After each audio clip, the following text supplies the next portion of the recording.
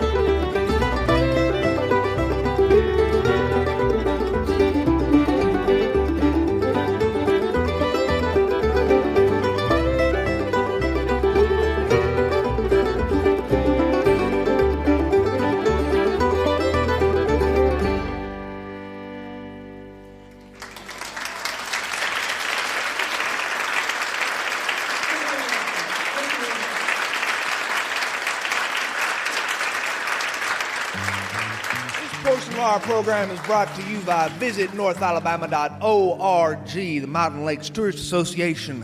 Visit the 16 North Alabama counties and make this state what it is. Let's talk barbecue here for just a minute. Now, you can visit the Mud Creek Restaurant in Hollywood, Alabama, off County Road 213. And you can get the tenderest pork you ever had. Or how about New Market Barbecue in New Market, Alabama, off Winchester Road? When you visit, tell them Sean sent you. And watch their eyes go blank when they answer who in the Sam Hill is Sean. And if you're sick and tired of having low cholesterol, get to Florence, Alabama, and visit Smokin' on the Boulevard restaurant. You can taste dry rub meat, slow smoked over hickory coals. It will change your life, bless your heart, and make a believer out of you. So go visit the North Alabama Barbecue Trail today, because whatever you do, you can do it better in North Alabama. So visit northalabama.org or hashtag VisitNorthAL.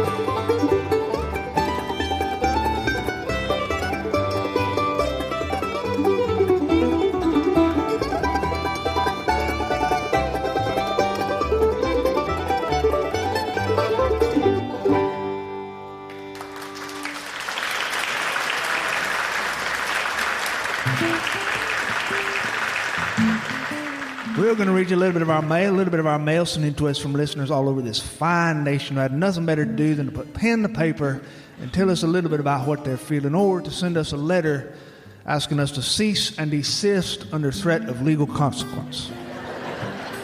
That joke never gets old. Our first letter tonight comes from Gene in Franklin, Tennessee. Sean, I've not been sleeping well for a while. I have been combing through your podcasts all the way back to the first one, and your voice actually helps put me to sleep. I don't mean this as a bad thing. I'm grateful for your stories, and I just wanted you to know that. But I also need to tell you that all those jokes you tell about your podcast helping people with insomnia, well, they're actually true. I hope you don't take this the wrong way. I mean it with all the best intentions. Your buddy, Gene. Well, dear Gene, if you can hear this, that means you're still awake. And I just want to tell you from the bottom of my heart, go to sleep. Gregory from Fredericksburg, Tennessee. I got so excited when I saw your podcast was back on the air that I had to write you. I just had to write you. And that's it. I don't have anything funny to say, nothing poignant or touching or sad. Just thanks. I have a 45-minute commute to work every day, and it is enough to make me crazy. But your show is good for the drive across Texas. Your buddy, Gregory. Well, Gregory, based on the previous message that I just received, I would offer you this stern warning on your commute. Do not operate heavy machinery while listening to this show. Leanne from Ashland, Nebraska. Ashland, Nebraska. My son and I have had a hard year. Sean, it has been hard. And I wanted you to know that my son listens to your show and enjoys every song. He loves bluegrass music. So if you could wish my son a happy birthday on your show, he would go crazy. He is going to be 8 years old, and his favorite kind of music has a mandolin in it. And that's why he wants to learn to play the mandolin. His name is Justin. Please do it if you have the time. Well, Justin, on behalf of everybody here tonight, good luck in your mandolin playing abilities, and happy birthday, buddy.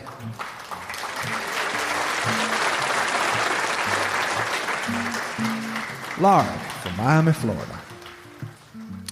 Sean, I just started sewing again for my family with my Singer sewing machine, and it has been a long time. In fact, I almost gave up sewing together because my kids have all grown up, and my grandkids, well, they buy all their clothes at stores, and there just isn't much need for grandma's sewing anymore. When my kids were young, and we still lived in Kentucky, I used to make all their clothes. I would sew their names into their waistbands and in the collars of their shirts, and it was just the way we did things. My mom did the same thing for me, and her mom did the same thing for her. But now, times are so different, and I feel like some of the things I used to love doing are getting so much harder with my hands and their arthritis. Plus, the world is moving so fast that who cares about sewing and old art forms like that? Well, a few mornings ago, I just woke up and decided that I was going to do it, Sean. And so I did. I broke out my Singer and started sewing again while listening to your shows to pass the time. I made a few shirts for my granddaughter. That's my letter. Take care, and Happy New Year. Teresa from Chimayo, New Mexico. Chimayo, New Mexico. Dear Sean, come to New Mexico. I don't know what it will take to get you here, but I will do it. How about food? I could offer you some food that would be so spicy it would melt your face off. Or I could offer you some nice places to stay with views that will make your breath catch in your throat. You can see forever out here in the desert. I've heard that in some places you can see for 6 or 7 miles uninterrupted on a clear day. There's not many places in the U.S. where that's the case. So anyway, come on down here. You'll like it, I promise.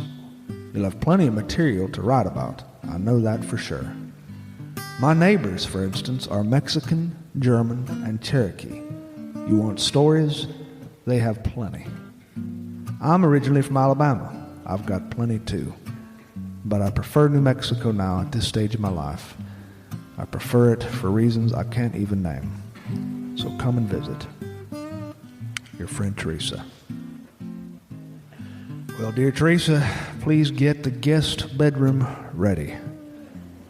Your friend Sean. Brant Ford in Batesville, Arkansas. Dear Sean, you rarely mention Arkansas in any of your stories. I have lived here all my life. I'm a third generation Arkansas man.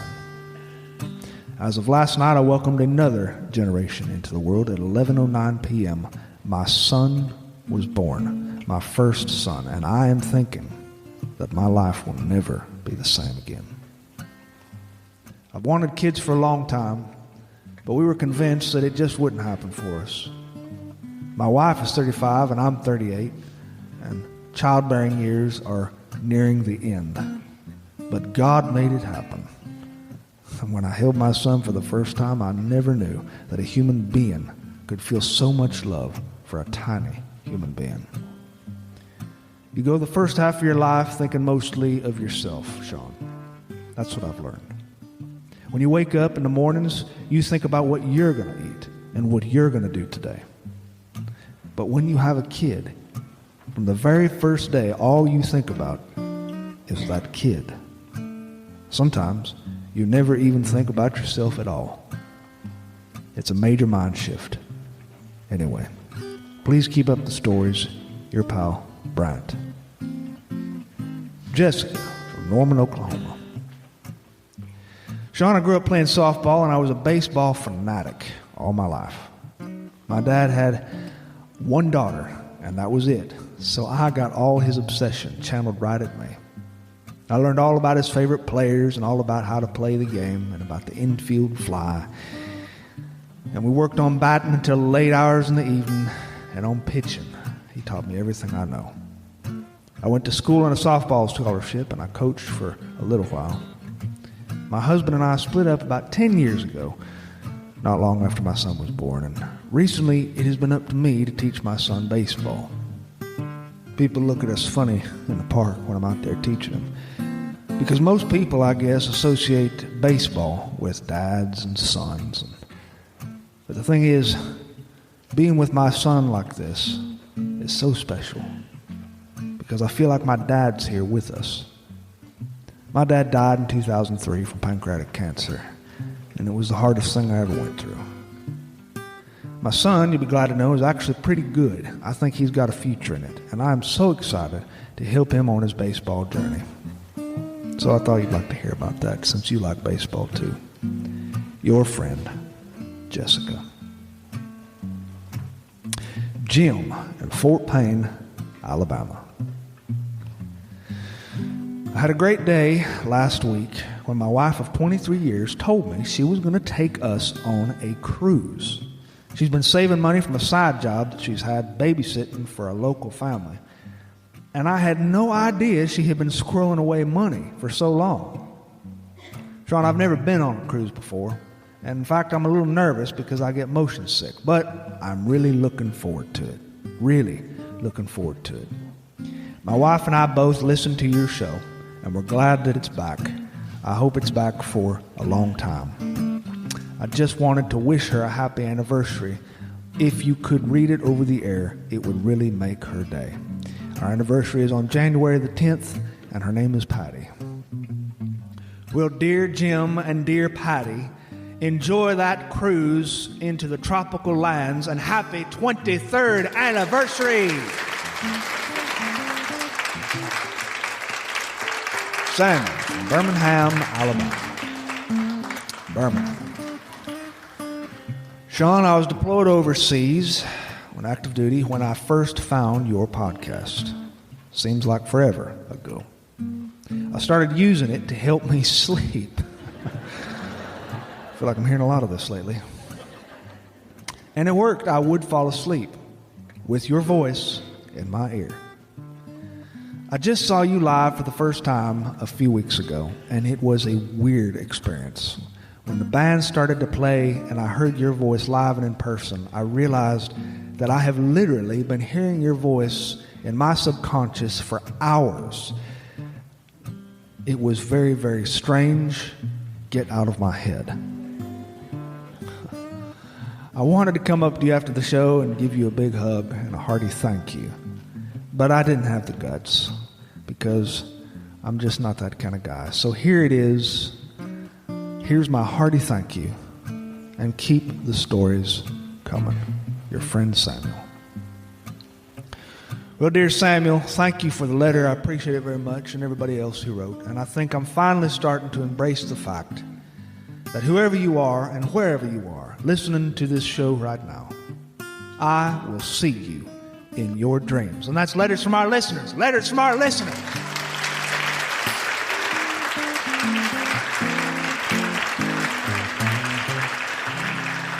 Now let's have another tune here from John Reisman, everybody. John Reisman.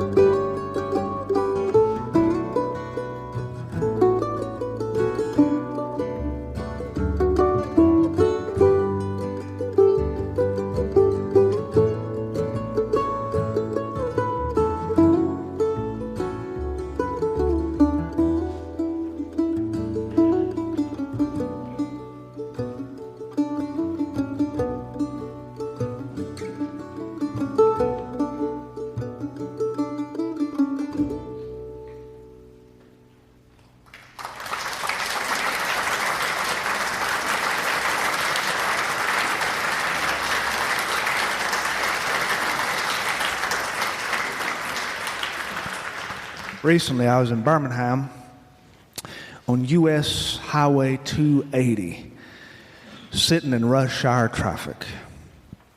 It was a sunset sky, which was the color of pink and cool steel, tinged with blue, and there were sherbet ice cream clouds smeared all over the atmosphere. Beautiful, beautiful evening. There's nothing like an Alabama evening.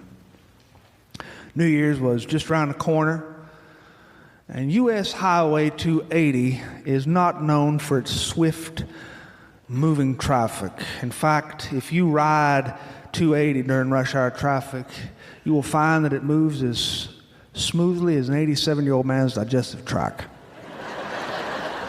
I was looking at a 747 million mile line of neon red taillights and white headlamps stretching back toward the horizon, and it was beginning to dawn on me that I was not going to be getting home until sometime after the installation of the next pope. And so I did what all men do who drive outdated Fords, which I do. I drive a 23-year-old Ford truck, which I inherited from my father-in-law. it had rust on it when I inherited it, because this thing will last forever. And it has lasted forever. It's the greatest thing I own, and I won't get rid of it on principle. Even if it does break down eventually one day, God forbid, knock on wood, I will keep that thing in my backyard propped up on cinder blocks, because those are the people I come from. We cherish our cars. Now, that's not to say I've taken care of this truck. I have not. The passenger floorboard of my truck is so littered with trash that dates back to the Roosevelt administration that when I was cleaning it out one day to let someone ride with me, I was taking him to the dentist, I found little leaflets growing out of the garbage pile with serrated edges, and I realized that ferns were growing on my truck. Somehow, fern spores had entered into my truck and were beginning a new life for themselves. I've never been so proud. So I fiddled with the radio because my truck doesn't have a CD player. It's never had a CD player.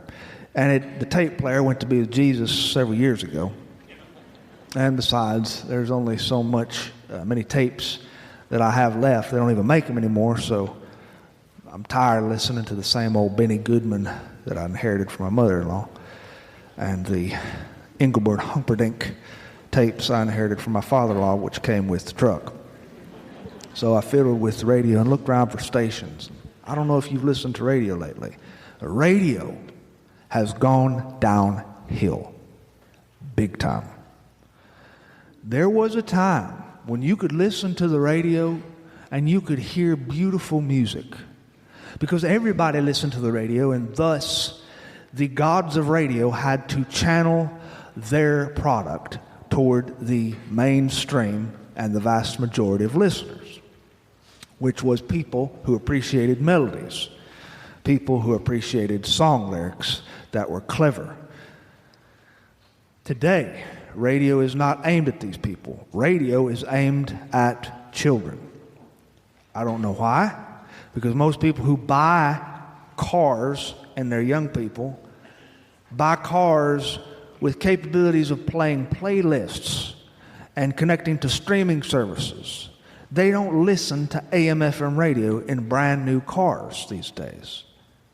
So why the gods of radio are playing modern music, techno-electrified music, for young people on the radio is beyond me, inasmuch as the majority of listeners of the radio these days are people who still drive 23-year-old Ford model trucks that only have an AM/FM radio.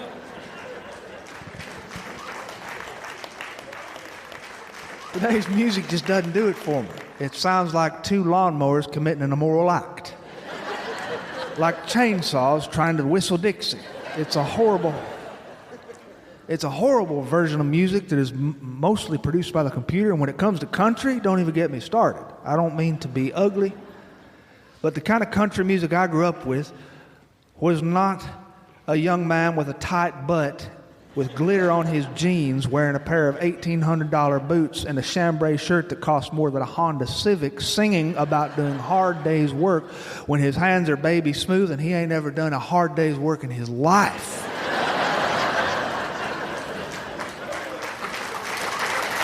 That ain't country.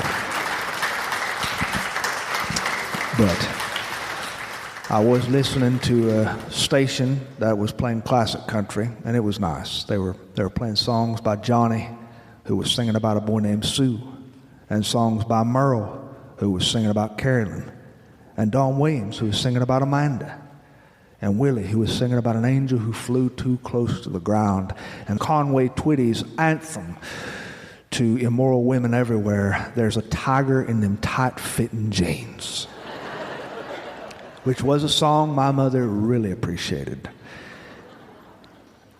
And this is the reason why she was kicked out of women's Bible study. And as I was flipping through the radio, I was looking around in traffic, this long string of taillights, and I noticed beside me was a gooseneck horse trailer, painted in rust, attached to a Dodge Dually, rumbling next to me. My windshield was starting to rattle. And in this trailer was a white horse looking right at me. And I lowered the volume on my radio, and I looked at this horse, and I was just in love with this thing. Now, something you might not know about me, or even would care about, is that I used to be obsessed with horses. Now, I come from horse people. I myself am not an athlete, and riding horses is an athletic skill, and thus I was never any good at it. But I did grow up riding horses, and I'll never forget, we used to ride bareback because a lot of the people I come from were too cheap to entrust their fancy saddles to a bunch of children, and so we rode bareback. Today, you would probably get hauled into the state penitentiary for this if you're a parent. Today, parents are not into letting their kids do dangerous things. I just read a study that said that they have outlawed tetherball in many public schools and foursquare and kickball due to injuries. Today, parents send their kids off with cellular phones that can track their GPS movements across the country, and the parents text their kids and say, text me when you leave, text me when you get there, and text me when you're leaving there. When I was a kid and we left the house, our parents smacked us on the butt and said goodbye.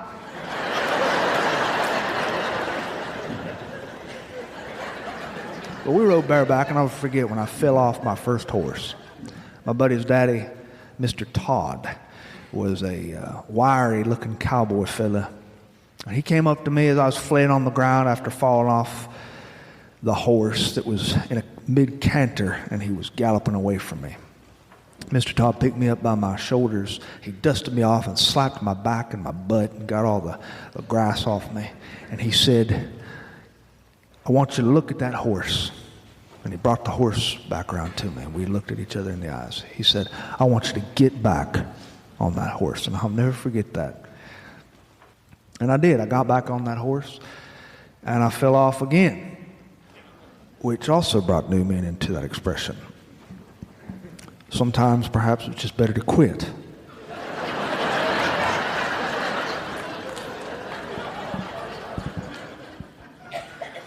But I looked at this horse, and I was just in love with it. And this horse was looking at me. And the great thing about this horse is it was taking it all in. It was just staring at me and the traffic surrounding us. It was just breathing the Alabama air and chewing its alfalfa hay, flicking its ears and whipping its tail. And it looked so happy. Even amidst the blue exhaust and the rumbling diesel engines and the 8 cylinders and 6 cylinders and 4 cylinders all rattling around this horse, it was just happy. And he looked at me with his almond eyes and blinked. And I looked around traffic and I realized this horse had other admirers too.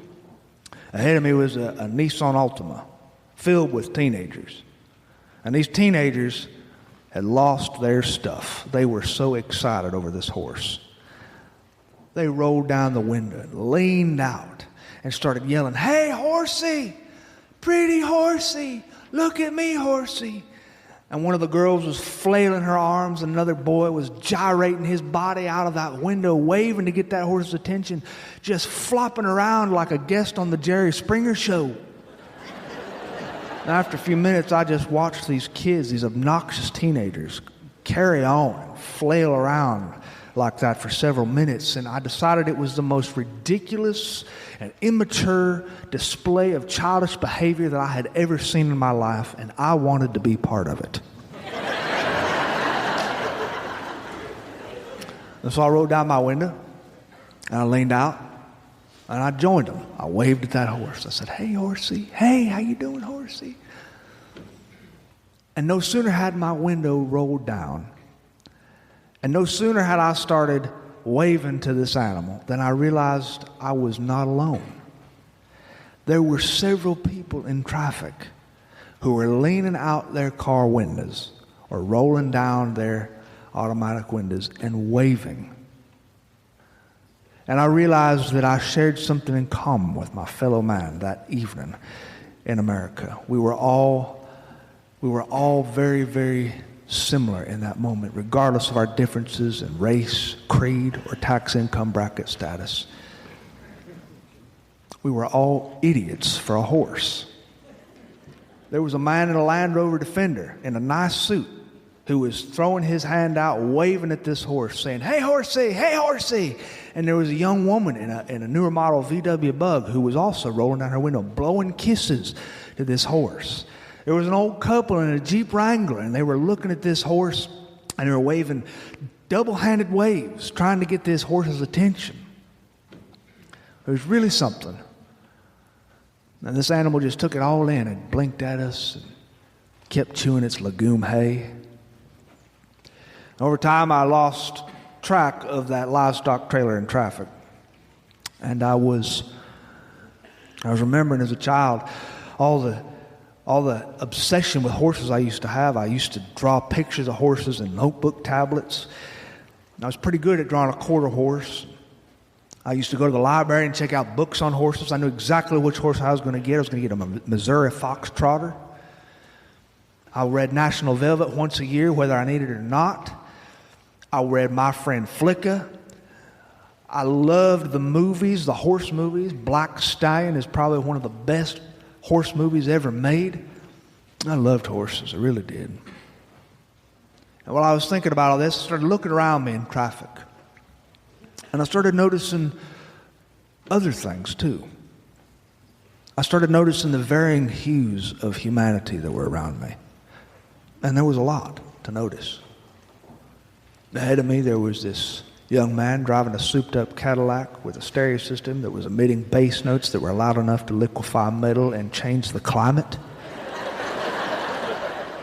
He was leaned way back in his seat, way back, perilously far back, until all you could see was the little crown of his head, and he looked at me, and he gave me the one-fingered wave. Also in traffic next to me was a Kia Sophia with a young couple inside it, and they were having a heated argument. That young woman was just throwing her hands all over the place, and that young man was looking down at his lap. And he noticed me staring at them, and he turned his head to look out the window ever so gently. And I could tell by that look on his face what he was thinking. I could sum up that look on his face in 2 words: help me. And I saw a young couple who had shoe polish written on the back of their windshield that said, "Just married." And they were listening to music in their car. And I saw a van full of inmates on work release. And they were staring out their windows, each one of them looking out the glass with the entire weight of the universe laden on his back. And I saw an ambulance cutting through traffic, sirens whining and blaring, off to save a life. And there was a minivan that pulled up next to me. And the minivan had tinted windows.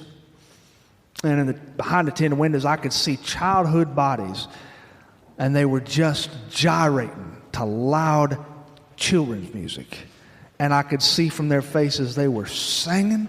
They were singing at the tops of their lungs. And in the front seat, God love him, I could see a middle-aged dad. And even though this man was exhausted, even though he was tired, because you could see it on his face, his mouth was straight open, and he was singing full blast. Greater love hath no man than to sing like an idiot with his kids. As he cruised up forward a little bit, I saw some of the compulsory stickers that people and average suburbanites have on the backs of their minivans. There was the 26.2 miles sticker. There was the stick figure family sticker. And I started to remember some of the games my mother and I used to play when I was a kid after my father died. We used to have this game called Collect the Bumper Stickers. It was a road trip game. Once on a road trip to Texas, I collected 336 bumper stickers, a record which has not been broken. Some of the greatest bumper stickers I ever saw were bumper stickers like, "I'm speeding because my kid has to go pee." Or, "I think, therefore I am still single." Or, "I bet Jesus would have used his turn signal."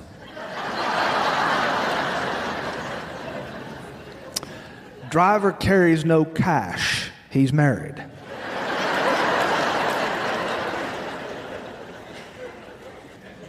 And my personal favorite, proud parent of an average student. And as I was chewing on these old memories, I started to think about my life. I started to think about how every year I get a little bit older, and I'm 1 year farther removed from that little kid who used to draw pictures of horses in notebooks and go check out books from the library with pictures of Missouri foxtrotters in them and quarter horses. I tried to think about, when did this middle-aged man with the stiff joints take over my life?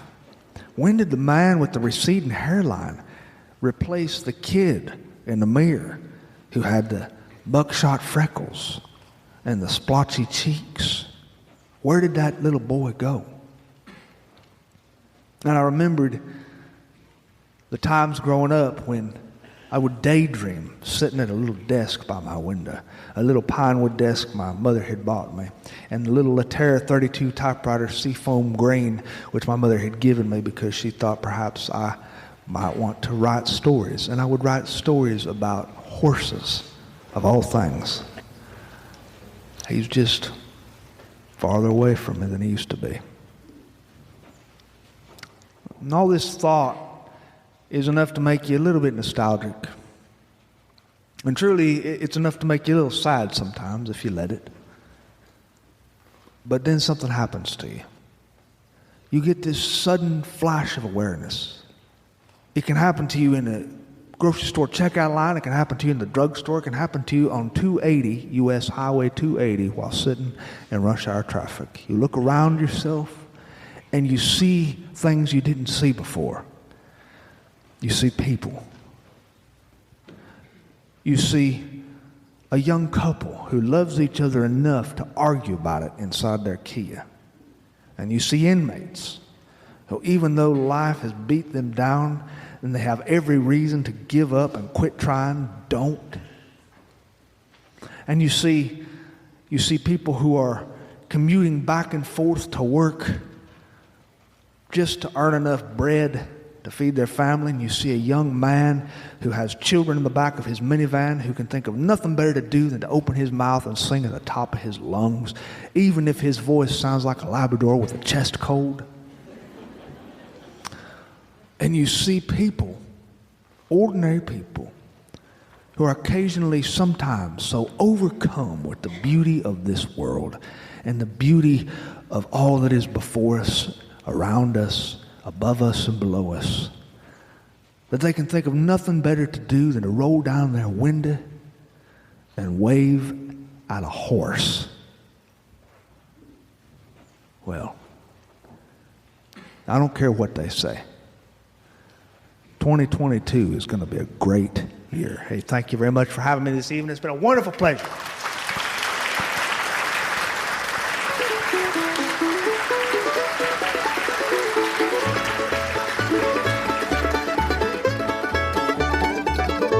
Thanks for listening to Sean of the South. It's been your host tonight, Sean Dietrich, and man, it's been a bona fide privilege coming to you live via the podcast airwaves. This episode was brought to you by Case Knives, a tradition in my family dating back to my granddaddy, who once said the best cure for idle hands was to build something.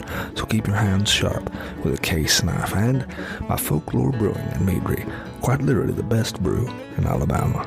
That music you heard behind me tonight was John Reischman, Grammy Award-winning musician and foundational mandolinist, composer, bandleader, and musical educator in bluegrass and North American roots music. A member of the groundbreaking Tony Rice unit, Reischman's mastery of bluegrass, old-time swing, and multiple Latin American musical styles, coupled with Old Master's sense of tone, taste, and musicality, has brought him a global reputation. His latest CD, New Time and Old Acoustic on Corvus Records, blends a lifetime of musical influences into an engaging recording. You don't want to miss it. Visit johnreischman.com. To find anything more about what I do, you can visit SeanOfTheSouthShow.com, and there you can find archived episodes dating back to our very first episode, all the way to this episode, which you just heard, although I don't know why. You must have terrible taste in podcasts. While you're there, you can drop me a line. Tell me about your birthday announcements, wedding invitations, and potluck socials, and I'll do my best to read that over the air for my friends, because I love to do that sort of stuff for my friends. And friends, when you find yourself in times of trouble, just let it be. Adios.